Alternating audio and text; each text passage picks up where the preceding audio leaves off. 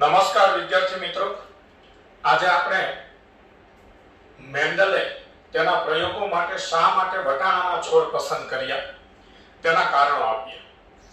તો આપણે જાણીએ છીએ કે મેન્ડલે વટાણાના છોડ પર તેનું પ્રાયોગિક કાર્ય કરેલ. તો મેન્ડલે વટાણાના છોડ શા માટે પસંદ કરેલા તો તેની ચર્ચા કરીએ. તો મેન્ડલે ફક્ત વટાણાની પાયસમ સટાઇવમની શુદ્ધ સંવર્ધિત જાતો તેના પ્રયોગો માટે પસંદ કરી. તો મેન્ડલે વટાણાની શુદ્ધ સંવર્ધિત જાતો તેના પ્રયોગો માટે પસંદ કરી. મેન્ડલે શુદ્ધ સંવર્ધિત વંશક્રમ વટાણાની જાતમાં કૃત્રિમ પરાગનયન એટલે આગળ આપણે બીજા ચેપ્ટરમાં જે કૃત્રિમ સંકરણની વાત ભણેલા છીએ કે દ્વિલિંગી પુષ્પો હોય તો તેમાં પહેલા ઇમેસ્ક્યુલેશન કરવામાં આવે, એટલે કે પુકેસર દૂર કરવામાં આવે, અને પછી બેગિંગ કરવામાં આવે, એટલે પુષ્પ પર મીણિયા કાગળની કોથળી ઢાંકવામાં આવે, એટલે પરાગાસનને અશુદ્ધ થતું બચાવી શકાય. અને જ્યારે પુષ્પ પરિપક્વ થાય ત્યારે પરાગાસન પર ઈચ્છિત પરાગરજનો છંટકાવ કરવામાં આવે અને ફરી કોથળી ઢાંકી દેવામાં આવે, એટલે કે રીબેગિંગ કરવામાં આવે. તો આ કૃત્રિમ સંકરણના પ્રયોગો. તો આ રીતે કૃત્રિમ પરાગનયન કે પરપરાગનયનના પ્રયોગો કર્યા. હવે શુદ્ધ સંવર્ધન વંશક્રમ એટલે શું? આગળ પણ આપણે વાત કરી કે મેન્ડલે વટાણાની શુદ્ધ સંવર્ધિત જાતો તેના પ્રયોગ માટે પસંદ કરી. તો શુદ્ધ સંવર્ધિત જાત એટલે શું? કે શુદ્ધ સંવર્ધિત વંશક્રમ એટલે શું? તો શુદ્ધ સંવર્ધિત વંશક્રમ એટલે જે ઘણી બધી પેઢીઓ સુધી સતત સ્વપરાગનયનના ફળ સ્વરૂપે સ્થાયી લક્ષણો પ્રદર્શિત કરે તેને શુદ્ધ સંવર્ધિત વંશક્રમ કહેવાય. શુદ્ધ સંવર્ધિત વંશક્રમ કહેવાય. તો આ શુદ્ધ સંવર્ધિત વંશક્રમ જે છે એની વ્યાખ્યા આપણે એવી આપી કે તે ઘણી બધી પેઢીઓ સુધી સતત સ્વપરાગનયનના ફળ સ્વરૂપે સ્થાયી લક્ષણો પ્રદર્શિત કરે. એટલે એનો મીનિંગ એવો થાય કે દાખલા તરીકે આ એક વટાણાનો ઊંચો છોડ છે, ઊંચો છોડ, અને તેનું સંકરણ એટલે ક્રોસ, તેનું સંકરણ ઊંચા છોડ સાથે કરાવવામાં આવે, ઊંચા છોડ સાથે કરાવવામાં આવે. હવે વટાણામાં ઉભયલિંગી પુષ્પો હોય છે, દ્વિલિંગી પુષ્પો હોય છે, એટલે કે એક જ પુષ્પમાં પુકેસર અને સ્ત્રીકેસર બંને હોય છે. તો જ્યારે સ્વપરાગનયન થાય, સ્વપરાગનયન તો વટાણામાં કુદરતી રીતે પણ થઈ શકે, પણ પરાગાસન પર અન્ય વનસ્પતિની પરાગરજ ન આવી જાય એ માટે તેમાં બેગિંગ કરી શકાય, એટલે કે ઈચ્છિત પરાગરજ ભલે એ જ પુષ્પની ઈચ્છિત પરાગરજ તેના પર મૂકી શકાય અને કુદરતી રીતે પણ પરાગરજ તેના પર આવી શકે. તો સ્વપરાગનયન કરાવવામાં આવે એટલે ઊંચો છોડ નર તરીકે અને ઊંચો છોડ માદા તરીકે, કારણ કે એક જ પુષ્પમાં પુકેસર હોય ને એક જ પુષ્પમાં સ્ત્રીકેસર હોય, એટલે આને આપણે નર તરીકે લઈએ, આને માદા તરીકે લઈએ. હવે સ્વપરાગનયન કરાવવું છે એટલે છોડ એક જ છે, કારણ કે વટાણાના પુષ્પમાં ઉભયલિંગી પુષ્પ હોય છે. તો નવા જે છોડ ઉત્પન્ન થાય એ બધા છોડ ઊંચા થાય, બધા છોડ ઊંચા થાય, બધા છોડ ઊંચા થાય. પછી એ ઊંચા છોડમાં પણ સ્વપરાગનયન થવા દેવામાં આવે કે સ્વપરાગનયન કરાવવામાં આવે, તો તેની જે સંતતિઓ પ્રાપ્ત થાય તેમાં પણ બધા છોડ ઊંચા થાય. તો આવી રીતે ઘણી બધી પેઢીઓ સુધી સતત સ્વપરાગનયનથી સ્થાયી લક્ષણ પ્રદર્શિત થાય. સ્થાયી લક્ષણ એટલે જેમ કે અહીંયા કયું સ્થાયી લક્ષણ? ઊંચા છોડનું. તો તેને શુદ્ધ સંવર્ધિત વંશક્રમ કે શુદ્ધ સંવર્ધિત જાત કહેવામાં આવે છે. આવી રીતે નીચા છોડનું સંકરણ નીચા છોડ સાથે કરાવવામાં આવે એટલે સ્વપરાગનયન કરાવવામાં આવે તો બધા છોડ નીચા મળે. તે નીચા છોડમાં પણ સ્વપરાગનયન કરાવવામાં આવે તો તેની સંતતિઓ જે મળે તેમાં પણ બધા નીચા છોડ મળે, તો તેને શુદ્ધ સંવર્ધિત વંશક્રમ કહેવામાં આવે છે. તો ઘણી બધી પેઢીઓ સુધી સતત સ્વપરાગનયનથી સ્થાયી લક્ષણ પ્રદર્શિત થાય, એટલે કે ઊંચા છોડમાં સ્વપરાગનયનથી બધા છોડ ઊંચા મળે, તેમાં સ્વપરાગનયન થવા દેવામાં આવે તો તેની સંતતિઓમાં પણ બધા છોડ ઊંચા મળે. આવી રીતે ઘણી પેઢીઓ સુધી આ લક્ષણ સ્થાયી થાય તો તેને શુદ્ધ સંવર્ધિત વંશક્રમ કે શુદ્ધ સંવર્ધિત જાત કહેવાય. તો મેન્ડલે શુદ્ધ સંવર્ધિત વંશક્રમ વટાણાની જાતમાં પરપરાગનયનના પ્રયોગ કર્યા. મેન્ડલે 14 શુદ્ધ સંવર્ધિત વટાણાની જાતને પસંદ કરી. એટલે મેન્ડલે કુલ 7 લક્ષણ પસંદ કરેલા છે. 7 લક્ષણના નામ આપણે અહીંયા આપેલા છે. પ્રકાંડની ઊંચાઈ, પુષ્પનો રંગ, પુષ્પનું સ્થાન, સિંગનો આકાર, વટાણાની સિંગનો રંગ, બીજનો આકાર અને બીજનો રંગ. આવા 7 લક્ષણો પસંદ કરેલા અને દરેક લક્ષણની 2 અભિવ્યક્તિ હોય. અભિવ્યક્તિ એટલે કોઈ પણ લક્ષણ ઉત્પન્ન થવાની રીત, એટલે કે કોઈ પણ લક્ષણ પ્રદર્શિત થવાની રીતને અભિવ્યક્ત કહેવાય. દાખલા તરીકે પ્રકાંડની ઊંચાઈ એટલે કે છોડની ઊંચાઈ એ લક્ષણ છે. તો કાં ઊંચો છોડ થાય કાં નીચો છોડ થાય, એટલે તેની અભિવ્યક્તિ 2. પુષ્પનો રંગ તો એ એક લક્ષણ છે. કાં જાંબલી રંગનું પુષ્પ થાય કાં સફેદ રંગનું પુષ્પ થાય. તો જાંબલી કે સફેદ એ અભિવ્યક્તિ છે. એટલે લક્ષણ પ્રગટ થવાની રીતને અભિવ્યક્તિ કહેવાય. તો કોઈ પણ લક્ષણની 2 અભિવ્યક્તિ હોય તો 7 લક્ષણ પસંદ કર્યા અને દરેક લક્ષણની 2 અભિવ્યક્તિ હોય એટલે 14 અભિવ્યક્તિ થઈ. એટલે મેન્ડલે 14 શુદ્ધ સંવર્ધિત વટાણાની જાતને પસંદ કરી. આ આંકડો નીટ 2020 માં MCQ માં પૂછાઈ ગયો છે કે મેન્ડલે કેટલી શુદ્ધ સંવર્ધિત વટાણાની જાત પ્રયોગો માટે પસંદ કરેલી? 14. તો મેન્ડલે 14 શુદ્ધ સંવર્ધિત વટાણાની જાતને પસંદ કરી જે વિરોધાભાસી લક્ષણોની જોડ ધરાવતા હતા. હમણાં આપણે વાત કરી કે વિરોધાભાસી લક્ષણોની જોડ એટલે આ 7 લક્ષણો હતા અને દરેક લક્ષણની 2 અભિવ્યક્તિ હતી. એટલે આપણે વાત કરી કે દરેક અભિવ્યક્તિ વિરોધાભાસી હતી. એટલે ઊંચો છોડ નીચો છોડ આ બંને વિરોધાભાસી અભિવ્યક્તિ. જાંબલી પુષ્પ સફેદ પુષ્પ આ બંને વિરોધાભાસી અભિવ્યક્તિ. કક્ષીય પુષ્પ અગ્રીય પુષ્પ એટલે કક્ષ કલિકામાંથી પુષ્પ ઉત્પન્ન થાય કે અગ્ર કલિકામાંથી પુષ્પ ઉત્પન્ન થાય આ બંને વિરોધાભાસી અભિવ્યક્તિ. તો મેન્ડલે જે 14 શુદ્ધ સંવર્ધિત વટાણાની જાત પસંદ કરી જે વિરોધાભાસી લક્ષણોની જોડ ધરાવતા હતા. એટલે કે દરેક લક્ષણ 2 વિરોધાભાસી અભિવ્યક્તિ ધરાવતું હતું અને તેમાં કોઈ એક લક્ષણને બાદ કરતા અન્ય લક્ષણો સમાન હતા. તો આ પોઈન્ટ શું કહેવા માંગે છે કે કોઈ એક લક્ષણને બાદ કરતા અન્ય લક્ષણોમાં સમાન હતા. દાખલા તરીકે મેન્ડલ જ્યારે વટાણાના છોડની ઊંચાઈનું લક્ષણ ધ્યાનમાં રાખીને પ્રયોગ કરતા તો ત્યારે એક ઊંચો છોડ લેતા એક નીચો છોડ લેતા. આ ઊંચા અને નીચા છોડ વચ્ચે મેન્ડલ પરપરાગનયનનો પ્રયોગ કરતા. જે આપણે મેન્ડલના એક સંકરણના પ્રયોગો હવે આના પછીના લેક્ચરમાં ભણીશું ત્યારે એ વાત આવશે. પણ અત્યારે થોડી ચર્ચા કરીએ છીએ કે મેન્ડલ વટાણાના છોડની ઊંચાઈનું લક્ષણ ધ્યાનમાં લઈને પ્રયોગ કરતા તો એક ઊંચો છોડ અને એક નીચો છોડ પસંદ કરી અને તેમની વચ્ચે મેન્ડલ પરપરાગનયન કરાવતા.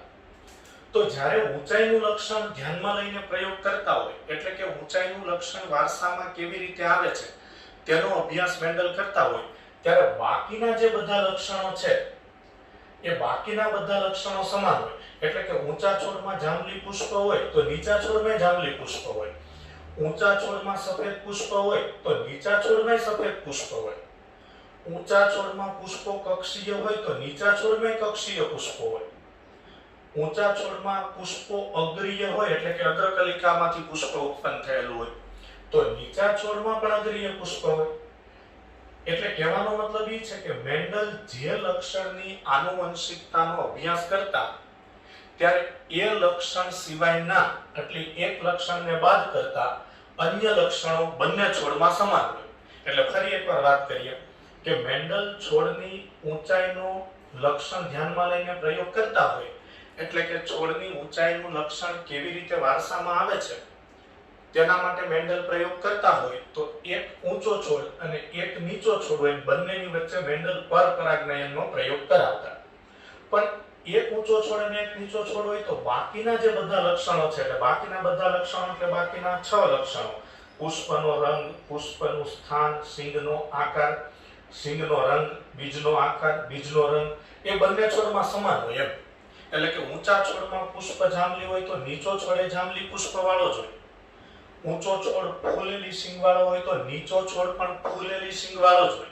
એટલે આ પોઈન્ટ એવું કહેવા માંગે છે, ફરી ચર્ચા કરીએ કે મેન્ડલે 14 શુદ્ધ સંવર્ધિત વટાણાની જાતને પસંદ કરી જે વિરોધાભાસી લક્ષણોની જોડ ધરાવતા હતા. એટલે કે દરેક લક્ષણની બે વિરોધાભાસી અભિવ્યક્તિ હતી. ધારો કે ઊંચાઈનું લક્ષણ હોય તો એક ઊંચો છોડ ને એક નીચો છોડ એટલે બે વિરોધાભાસી અભિવ્યક્તિ થઈ અને તેમાં કોઈ એક લક્ષણને બાદ કરતા બાકીના લક્ષણો સમાન હતા. એટલે જે લક્ષણનો અભ્યાસ કરતા હોય એ લક્ષણ સિવાયના બાકીના લક્ષણો એ છોડમાં સમાન હતા. આ ઉપરાંત મેન્ડલને વટાણાના છોડના બીજા કેટલાક ફાયદા પણ હતા, જેમ કે વટાણાના છોડને ખુલ્લી જગ્યાએ ઉછેરવા સરળ છે. એટલે કે વટાણાના છોડને સહેલાઈથી ઉછેરી શકાય. મેન્ડલે બગીચામાં ઉગતા વટાણાના છોડનો પ્રયોગો માટે ઉપયોગ કરેલો. તો એ વટાણાના છોડને ખુલ્લી જગ્યાએ સહેલાઈથી ઉછેરી શકાય છે. વટાણાના પુષ્પો સામાન્ય રીતે સ્વફલન દર્શાવે, કારણ કે વટાણા દ્વિલિંગી પુષ્પો ધરાવે છે. એટલે એક જ પુષ્પમાં પુંકેસર અને સ્ત્રીકેસર બંને હોય. એટલે વટાણાના પુષ્પો સામાન્ય રીતે સ્વફલન દર્શાવે છે. વિરોધાભાસી લક્ષણો દર્શાવે છે. આપણે હમણાં જોયું કે આ 7 લક્ષણો પર મેન્ડલે પ્રયોગ કરેલા. તો દરેક લક્ષણની બે વિરોધાભાસી અભિવ્યક્તિઓ છે કે પ્રકાંડની ઊંચાઈ તો ઊંચો છોડ અને નીચો છોડ, પુષ્પનો રંગ તો જાંબલી પુષ્પ અને સફેદ પુષ્પ, પુષ્પનું સ્થાન તો કક્ષીય પુષ્પ એટલે કક્ષકલિકામાંથી પુષ્પ ઉત્પન્ન થાય કે અગ્રીય પુષ્પ એટલે અગ્રકલિકામાંથી પુષ્પ ઉત્પન્ન થાય. શીંગનો આકાર તો ફૂલેલી શીંગ કે ખરબચડી શીંગ, તો શીંગનો આકાર જે છે ફૂલેલી શીંગ કે ખરબચડી એટલે સંકુચિત શીંગ, ફૂલેલી શીંગ એટલે આ રીતે વટાણાની શીંગ હોય તો આ ફૂલેલી શીંગ છે, અને ખરબચડી શીંગ એટલે આવી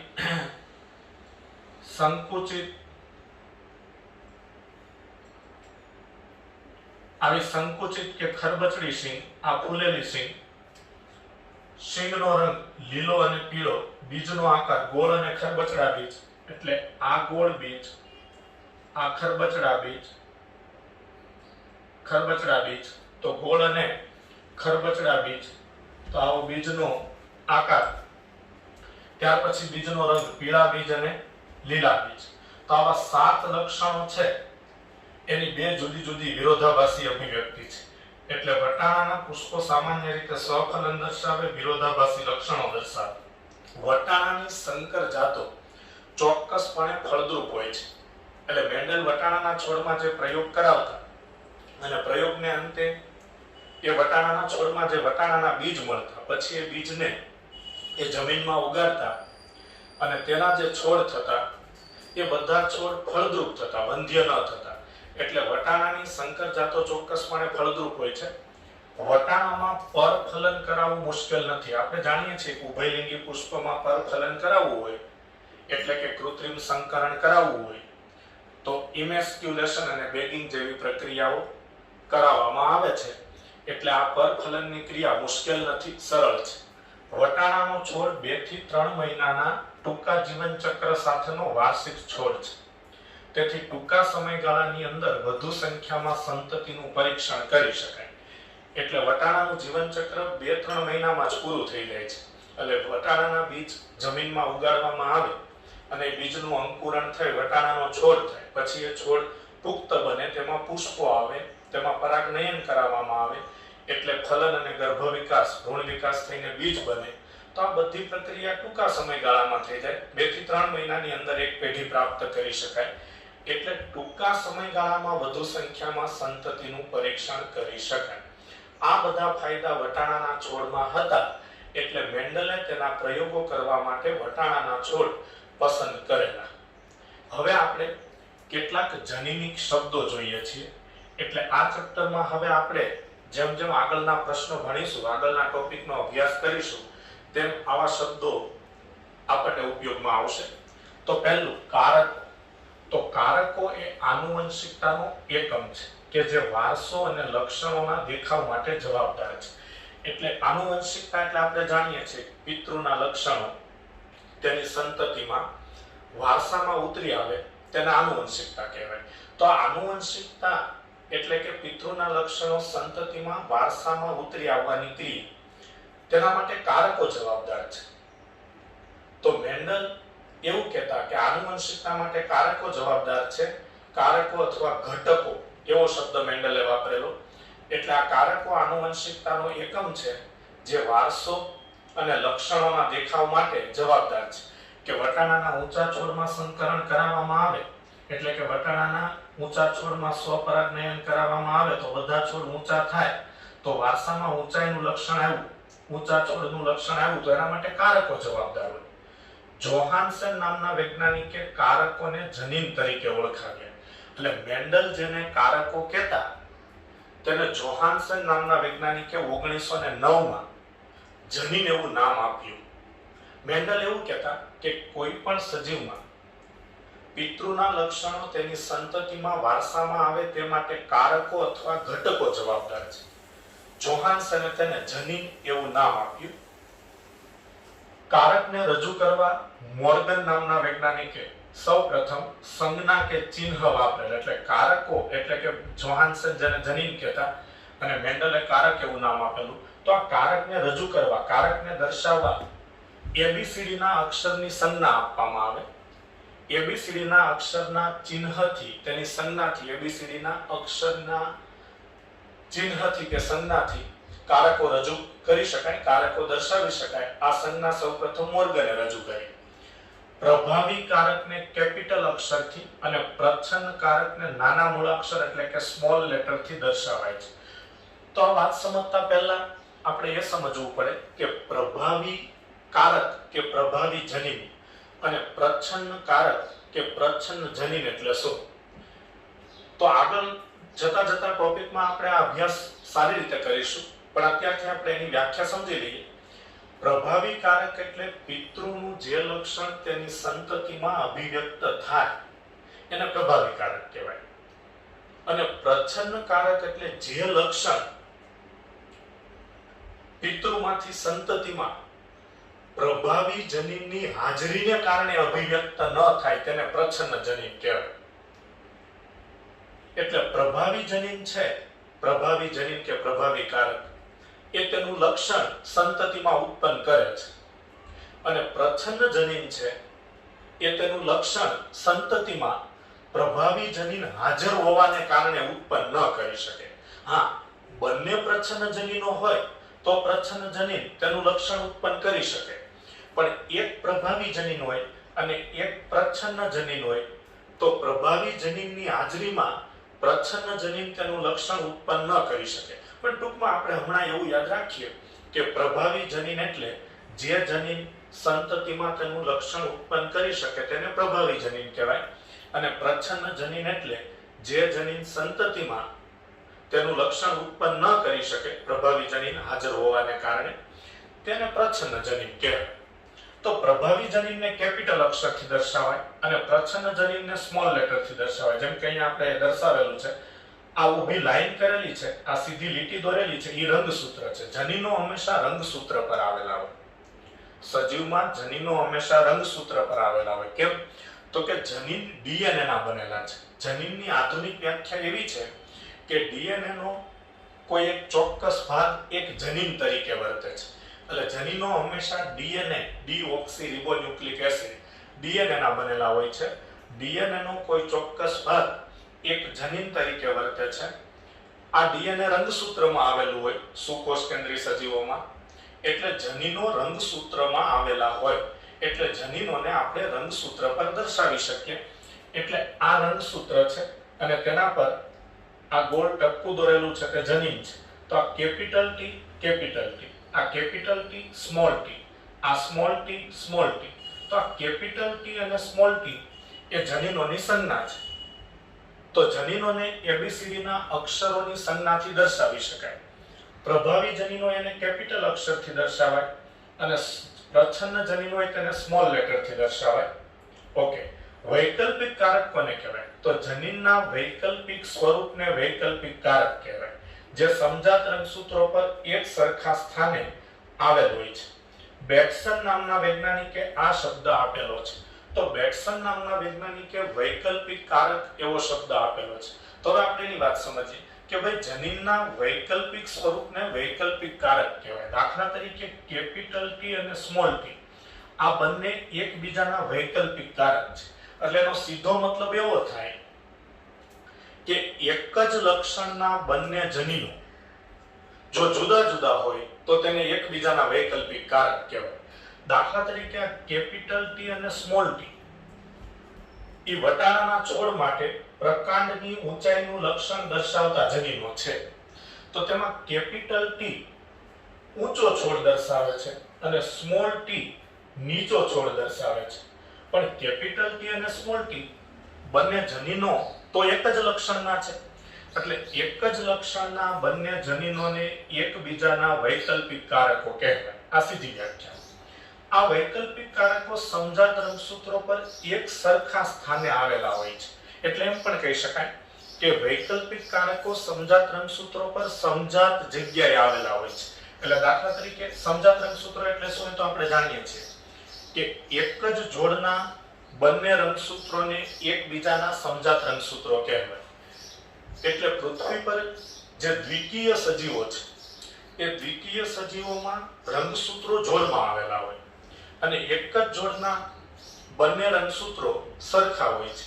એક જ જોડના બંને રંગસૂત્રોને સમજાત રંગસૂત્રો કહેવાય. સમજાત રંગસૂત્રો પર વૈકલ્પિક જનીનો એક સરખા સ્થાને આવેલા હોય. એટલે અહીંયા કેપિટલ ટી અને સ્મોલ ટી એકબીજાના વૈકલ્પિક કારકો છે. તો કેપિટલ ટી આ પહેલા રંગસૂત્ર પર ઉપરના ભાગે છે, તો આ સ્મોલ ટી છે, સ્મોલ ટી જનીન કે જે કેપિટલ ટી નું વૈકલ્પિક કારક છે એ સમજાત રંગસૂત્રના બીજા રંગસૂત્ર પર ઉપરના સ્થાને આવેલ છે.